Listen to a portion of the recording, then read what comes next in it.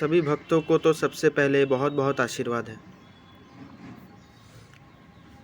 इस दरबार में जो भी भक्त आते हैं या जो भी भक्त इस दरबार पे विश्वास करके दरबार में होने वाले फ़र्क को महसूस करके चमत्कार की आशा में दरबार में अर्जी लगाते हैं, उनकी मन्नत या तो फिर उनकी इच्छा कैसे पूरी होती है, ये सब कोई जानना चाहते हैं। देखो, जिन लोगों की भी इच्छा पूरी होती है, जिन लोगों की भी मन्नत पूरी होती है, या फिर जिन लोगों की भी परेशानी का हल निकलता है, वो चमत्कार तो है ही, साथ में विश्वास, आस्था, और जिस तरह से तुम दरबार में आकर अपने विश्वास को लेकर चलते हो, बाबा की बात सुनते हो और ऊपर वाले की भरोसा करते हो, तभी तुम्हारा काम बनना शुरू हो जाता है।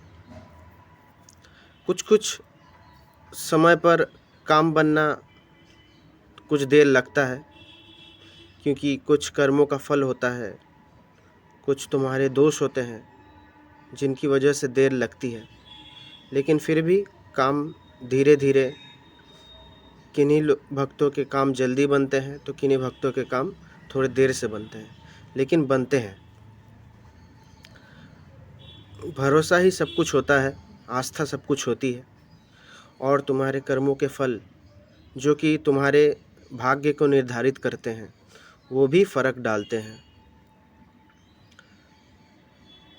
ऐसे ही कुछ भक्त होते हैं जिनकी आस्था दरबार पर टिकी तो होती है, लेकिन उनको सब्र नहीं होता, वो अपना सब्र खो देते हैं, जिसकी वजह से फल मिलने ही वाला होता है कि उसी समय सब्र का बांध टूट जाता है और उन लोगों का फल जो मिलने वाला होता है वो नहीं मिल पाता, और उन लोगों को कुछ मिलते मिलते पहले ही सब कुछ मिलना बंद हो जाता है।